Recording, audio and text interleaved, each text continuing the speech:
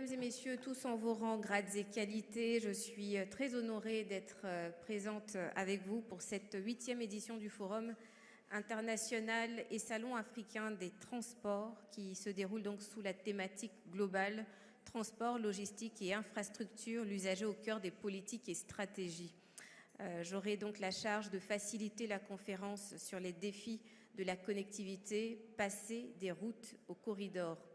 Quand on sait qu'on est en plein dans la 4e révolution industrielle, la connectivité est quelque chose de très important. Et selon donc, le PIDA, le Programme pour le développement des infrastructures en Afrique, la population africaine qui devrait doubler et atteindre 2,5 milliards d'habitants d'ici 2050 et une production économique qui devrait tripler d'ici 2040, la nécessité d'étendre et de moderniser les infrastructures de transport du continent est une question plus qu'urgente, voire essentielle pour tous. Et au-delà donc des défis que nous connaissons, donc les défis de l'intégration économique, les défis de la fluidité des réseaux de transport, il y a donc le défi de la connectivité qui est partie donc intégrante aujourd'hui donc des transports. Et la thématique que nous allons aborder maintenant, c'est donc les défis de la connectivité, passer des routes aux corridors. Et pour ce faire, je vais vous annoncer donc l'expert conférencier que nous aurons ce jour, Monsieur Sediko Douka. Il est commissaire de la CEDEAO, chargé des infrastructures, énergie, mines, eau, digitalisation et postes depuis le 15 juillet 2022. Du 1er mars 2018 au 14 juillet 2022, il fut le commissaire en charge de l'énergie et des mines de la CEDEAO. Monsieur Douka a 33 ans d'expérience professionnelle dans le montage, la mobilisation des ressources, la coordination, le suivi et l'évaluation des programmes et projets, la formulation et l'harmonisation des politiques, stratégies et initiatives régionales, ainsi que la passation des marchés dans les infrastructures de transport, d'énergie, de télécom et d'eau. Je pense que ça peut déjà s'applaudir parce que notre expert a vraiment énormément d'expérience à son acquis. Donc, il a également une bonne connaissance des procédures et règles des principaux partenaires au développement, une expérience à l'international de près de 23 ans, dont 3 ans dans le système des Nations Unies et près de 16 ans à la commission de la CEDEAO. Il a occupé le poste de directeur avant d'être promu commissaire. Alors, il faut savoir que notre expert du jour est titulaire d'un diplôme d'ingénieur électromécanicien de l'École supérieure interafricaine de l'électricité de Bingerville en Côte d'Ivoire, d'un DESS en administration et gestion des entreprises et d'un master en finance, tous de l'Université de Dakar au Sénégal. Il est aussi titulaire de plusieurs certificats, dont en économie des transports à l'Université de Lyon 2, et en management de projets de développement de l'ENAC de Toulouse. Je pense qu'on peut l'ovationner. Et sur ces ovations, mesdames et messieurs, permettez-moi d'accueillir donc le commissaire Sediko Douka de la CEDEAO. Sous vos ovations bien nourries, je vous prie.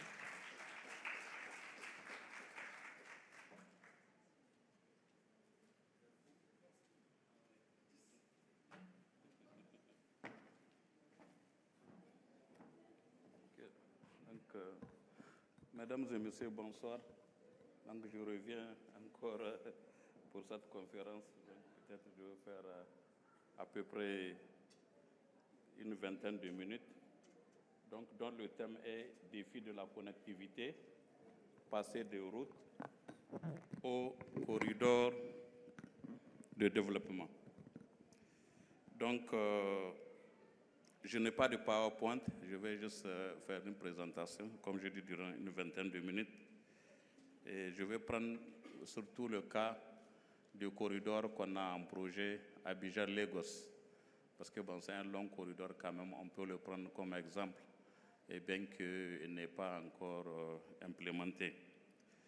Donc, ma communication va s'accentuer sur certains thèmes, genre les différences qu'on entend entre une route et un corridor de développement, les défis de la connectivité, la problématique de la facilité du commerce et du transport en Afrique de l'Ouest, particulièrement sur ce corridor Abidjan-Lagos. Et aussi, toujours sur le Abidjan-Lagos, il y a une initiative qu'on va expliquer, qu'on appelle l'initiative de développement spécial. Donc, à la fin, par une perspective. Donc, comme vous le voyez, nous avons d'un côté les routes et de l'autre les corridors de développement.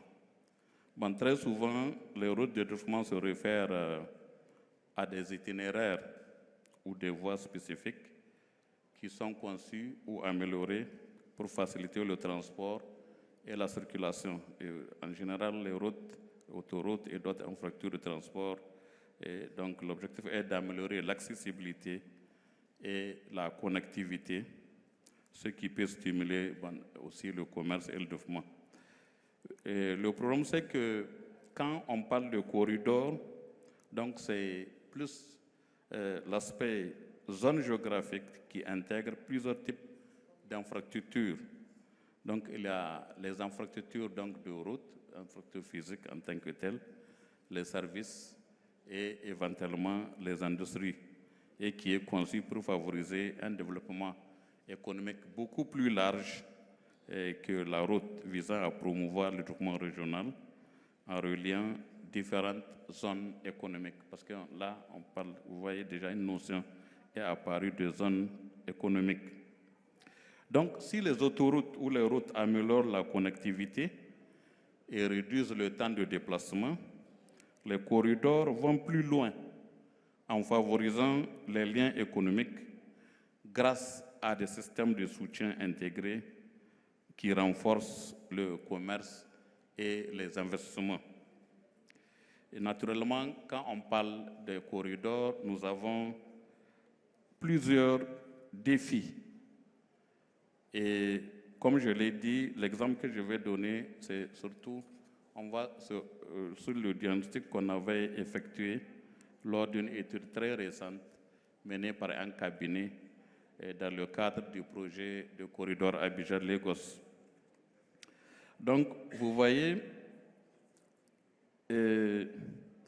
on peut juste, il y a beaucoup de défis en termes de diagnostic. Par exemple, l'absence de coopération entre les services des pays limitrophes, des procédures et listes de documents qui ne sont pas harmonisés, la limitation de certains produits à l'importation et à l'exportation, l'absence d'accords commerciaux bilatéraux entre les pays. Il y a les difficultés de paiement des taxes douanières en raison notamment souvent des différences de monnaie.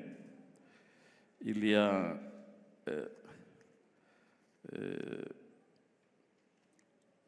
une faible dématérialisation des déclarations en douane, une faible vulgarisation des textes législatifs et réglementaires en matière douanière auprès des usagers.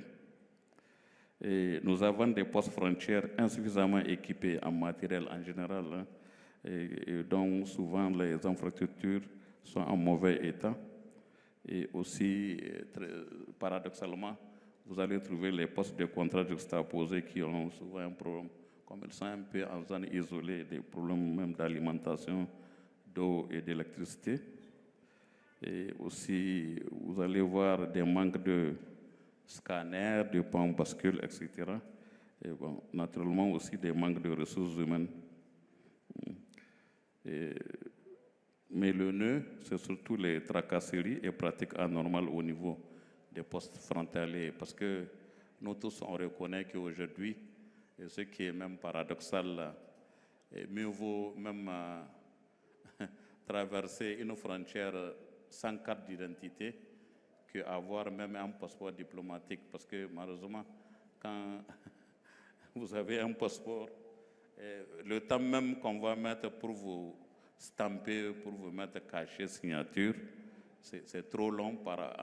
Devant vous, plusieurs personnes vont passer, souvent qui n'ont même pas de carte d'identité. Donc là, comprendre qui pourra. En fait, je ne veux pas rentrer dans certains détails. Donc, en dehors de ces défis, fondamentalement, nous avons, comme je l'ai dit, des infrastructures qui sont inadéquates. Donc, la question de la qualité des infrastructures est là. Nous avons aussi un manque de planification et de coordination. Et très souvent, Il faut voir ces corridors dans une vision à long terme. Un manque de collaboration entre acteurs, ça veut dire qu'il faut que justement les gouvernements, les entreprises privées et les communautés locales soient impliqués dans la mise en œuvre des projets. Bon, il y a l'aspect environnemental et social, l'aspect financement. Et vous allez voir, je crois qu'il y a une session sur le financement en corrélation avec le poids de la dette. Parce que pour moi, l'un des problèmes, honnêtement, c'est surtout le financement. Parce que quand vous prenez ce corridor Abidjan-Lagos aujourd'hui, le minimum qu'on a pu trouver en termes de coûts, c'est 12 milliards de dollars. Imaginez ce que ça correspond. Même si vous multipliez par 600, vous avez 7200 milliards, souvent jusqu'à 15. Et donc, 15 milliards, ça fait à peu près 10 000 milliards de francs CFA. 15 milliards de dollars, je veux dire. Et qui dit ça, il faut justement faire une bonne préparation de ces projets.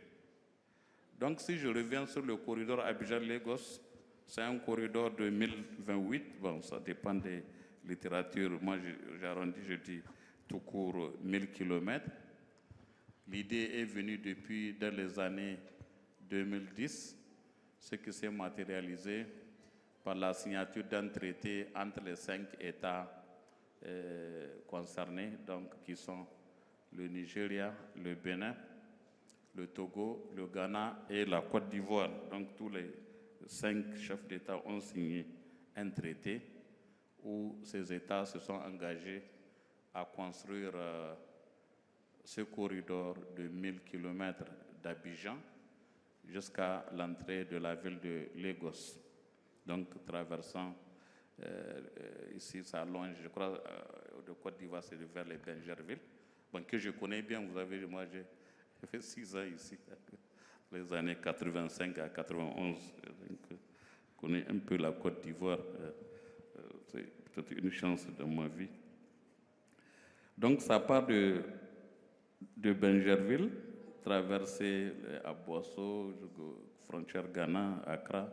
Bon, avant Accra, les Koumassi, Takoradi, Lomé. Donc Accra, Tema, oui, Lomé, Cotonou, Badagry, c'est dans le Nigeria, et la ville de Lagos, dans le Nigeria. Mais le gros lot, c'est surtout dans le Ghana, où près de la moitié, sur les 1000 km, près de 500 km est dans le Ghana. Le Nigeria n'a qu'à peu près 80 km, ce n'est pas beaucoup dans le Nigeria, bien que, bon, il a beaucoup de trafic. Et les statistiques montrent que 70% des trafics commerciaux en Afrique de l'Ouest se passent sur ce corridor. Donc, c'est des données très, très importantes. Donc, ainsi, dans le cadre de la mise en œuvre de ces projets, avant la construction, parce qu'on ne l'a pas construit. Donc, c'est 3 voies aller, 3 voies retour, autoroute qu'on veut construire. Il y a des activités préparatoires qu'il fallait ou qu'il faut mener. Et ces activités préparatoires passent par l'élaboration des études de faisabilité, donc des faisabilités d'un point de vue technique, économique, financier, social et environnemental, pour justement montrer que ce projet est viable économiquement. Maintenant, rentable financement, vous savez, ça dépend, parce que très souvent, un privé, lui, c'est la rentabilité financière qui l'intéresse, alors que la population ou l'État, c'est surtout la rentabilité économique avec tous ses impacts positifs. Et justement, dans ce cadre, pour vous donner une idée justement de la différence, pour qu'on ne soit pas dans un cas genre, c'est seulement une autoroute qu'on veut construire. Donc, il y a une approche qu'on appelle Initiative de développement spécial, Special Development Initiative en anglais. Bon, le terme très souvent utilisé, c'est SDI, bien que c'est l'acronyme en anglais. Et donc, qui consiste à faire la différenciation des différents types de corridors. Donc cette différenciation est partie d'abord de ce qu'on appelle corridor de transport. Là, c'est purement les services classiques que nous tous nous connaissons, la route et les services qu'une route ou une autoroute peut donner. Donc une simple route. Maintenant, il y a des corridors logistiques. Donc c'est le même corridor classique avec maintenant muni peut-être des équipements d'entreposage, de stockage ou des ports secs. Là, c'est plus un corridor logistique. Il y a aussi des corridors commerciaux, donc qui consistent à assurer une facilitation de commerce et de transport où on a des services de douane, de transit, de police et tout ce qui est relatif à la connectivité. Nous avons là, en dernière position, le corridor économique. Ça, c'est l'ultime, en fait. Et c'est ça, en réalité, qu'on veut réaliser sur le tronçon ou l'itinéraire Abidjan-Lagos. Donc, pour mener cette initiative de développement spécial, donc, il y a 3 phases qui ont été identifiées. Donc, la première phase, c'est identifier le potentiel économique du corridor, c'est-à-dire définir la zone d'influence. Donc, cette zone d'influence, en fait, c'est tout ce qui est, quand vous prenez l'axe de l'itinéraire, tout ce qui est autour de jusqu'à 5 km. C'est vrai, pour ce cas spécifique,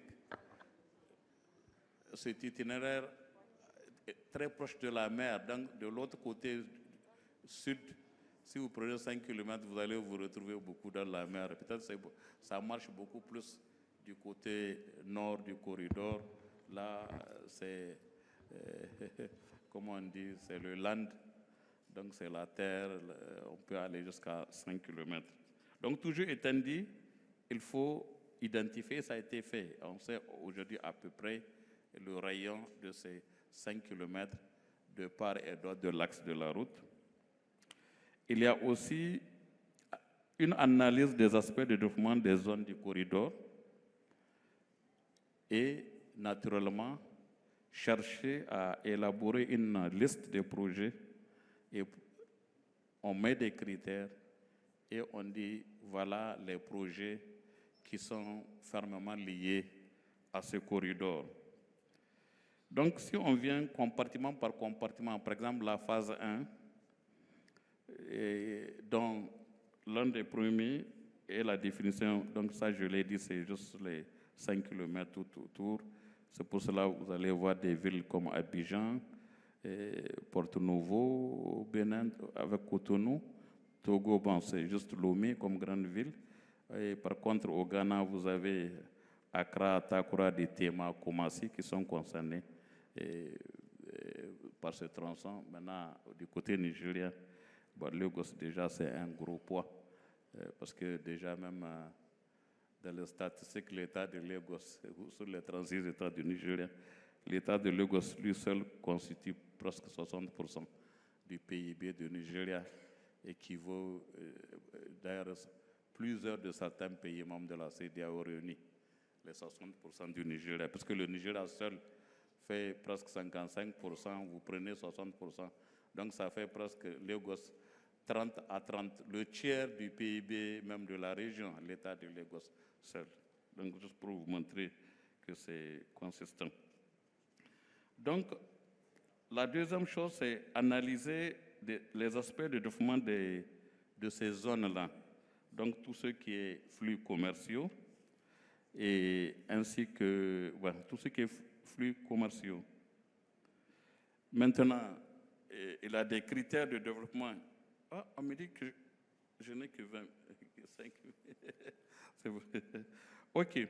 Donc, nous avons mis des critères pour identifier un certain nombre de projets et en mettant justement ces critères où il y a la connectivité, les infrastructures, les industries, les zones économiques spéciales, les zones franches tout autour, les mines qu'on peut retrouver, comme j'ai dit, dans ce rayon de 5 km. Donc, c'est ce qui a abouti à choisir certains projets, jusqu'à, je crois, 23 projets répartis sur les 5 pays. Donc, l'objectif de cet exercice, c'est juste, comme je n'ai que 5 minutes, de vous montrer toute la différence, en fait, qu'on veut mettre en exergue entre une route classique ou une autoroute classique et un corridor de développement qu'on veut conduire. Maintenant, les contraintes, naturellement, ces contraintes il faut que nous tous nous soyons conscients des défis de la connectivité et de la problématique de la facilitation du commerce et du transport. Aussi, surtout le financement. Et qui dit financement, il faut bien préparer les projets à travers toute une panoplie, un package d'études à mener pour rendre ces projets viables afin d'attirer un investisseur. Et très souvent, nous, ce qu'on veut, à compter du premier semestre de l'année prochaine, c'est lancer un appel d'offres. Si on peut trouver une société ou un groupement de sociétés qui vont venir sous forme d'un partenariat public-privé pour réaliser, donc, pas concevoir, la conception a été déjà faite, il va venir financer, et après le financement, il va exploiter, entretenir, gérer le corridor, recouvrer ses coûts jusqu'à 20 ans, 30 ans, 40 ans, et laisser l'ouvrage à la communauté. C'est ça, en fait, l'objectif qui est visé. Et comme je l'ai dit lors de mon discours d'ouverture, nous avons créé une autorité de gestion de ce corridor dont le siège est ici même à Abidjan, donc à travers les 2 ministères de transport et celui de l'équipement et de l'entretien routier. Donc sur ce, je vous remercie de votre aimable attention. Merci.